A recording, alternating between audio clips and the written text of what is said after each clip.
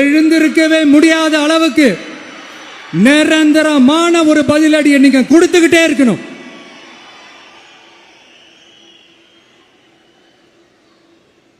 இப்படிலாம் பண்ணா நான் மக்களை விட்டு ஓடிடுவேன் நினைப்பா? யார் என்ன ஓடினாலும் நான் மக்களை விட்டு எல்லாம் ஓட மாட்டேன்.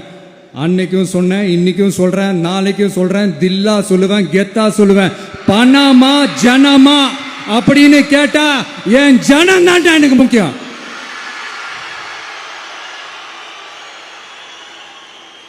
மக்களே, உங்களை விட எனக்கு இந்த காசு பணம் முக்கியமா என்ன? இவ்வளவு குறைகள் நம்ம மேல சொல்றாங்களே, இப்ப நான் சொன்ன மாதிரி அவங்களால ஓப்பனா சொல்ல முடியுமா? அந்த தில்லு இருக்கா, திராணி இருக்கா? ஒரு கிடையாது. ஆனா நம்ம மக்கள் அமைச்சு கொடுத்த நம்ம அரச குறைகள் மட்டும் டிசைனா மாடல் மாடலா குறைகள் மட்டும் சொல்லுவாங்க. ஒவ்வொரு டிபார்ட்மெண்ட்லயும் அந்த பார்ட்டி ஃபண்ட், அந்த கட்சி நிதின்ற பேர்ல அடிக்கிற கொள்ளையெல்லாம் இந்த தீய சக்தியா இருக்கட்டும், தீந்து போன சக்தியா இருக்கட்டும், ரெண்டு பேரும் மாறி மாறி இதே தான் செஞ்சிட்டு இருக்கிறாங்க. இதுல ஒரு ஹைலைட் காமெடி என்னன்னா, சட்டசபையில் பேசும்போது பார்ட்டி ஃபண்டுன்னு தான் சொன்னேன்.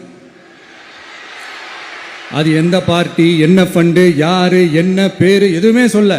பார்ட்டி ஃபண்டுன்னு சொன்னவனை எடுத்தாங்க பாருங்க ஒரு ஓட்டம். எனக்கே ஃபர்ஸ்ட் புரியல, ஏன்பா ஓடுறாங்க அப்படி என்ன நம்ம சொல்லிவிட்டோம். அதான் அந்த குற்றம் உள்ள நெஞ்சுக்கு தான் குறுகுறேங்கும். இது எப்படி இருக்கு தெரியுமா? எங்க அப்பா பீரோக்குள்ள இல்ல, எங்க அப்பா பீரோக்குள்ள இல்ல அப்படின்னு சொல்ற மாதிரி. ஐயோ, ஏன் கேக்குறீங்க? இவங்களோட செம்ம கூத்தா இருக்குங்க, செம்ம ஃபன்னா இருக்கு. சென்னையில் ஒரு பாலம் கட்டுறதுக்காக நார்மலாக ஆகிற செலவை விட அதிக செலவில், கிட்டத்தட்ட டபுள் மடங்கு செலவில் ஒரு டெண்டர் ஒன்று விட்டுருக்குறாங்க. அதையெல்லாம் தோண்டி எடுத்து அதெல்லாம் இப்போது கண்டுபிடிச்சி கேன்சல் பண்ணியிருக்கிறோம். இன்னும் எத்தனை கோடி ஊழல், எத்தனை லட்சம் கூடல் தோண்ட தோண்ட வருமோ எங்களுக்கே தெரில. ஒவ்வொரு முகமுடியாக கிழியுது. ஐயோ, இந்த விஜய் ஒவ்வொரு கதையா எடுத்து வெளியில விட்டுருவான் போலேன்ட்டு திரும்புற பக்கம்லாம் கதறல் கதறல் கதறல். காதலிருந்து ரத்தம் வராத குறை. ஆமா, இப்படி ஊழல் ஊறி போனவங்க இப்படிதான் இருப்பாங்க. இந்த 50-55 நாட்கள்ல அங்க செஞ்ச சில விஷயங்கள்லாம் சட்டசபையிலே எடுத்து சொன்னேன். பட் இங்க ஒரு சில விஷயங்கள் சொல்லணும்னு நினைக்கிறேன்.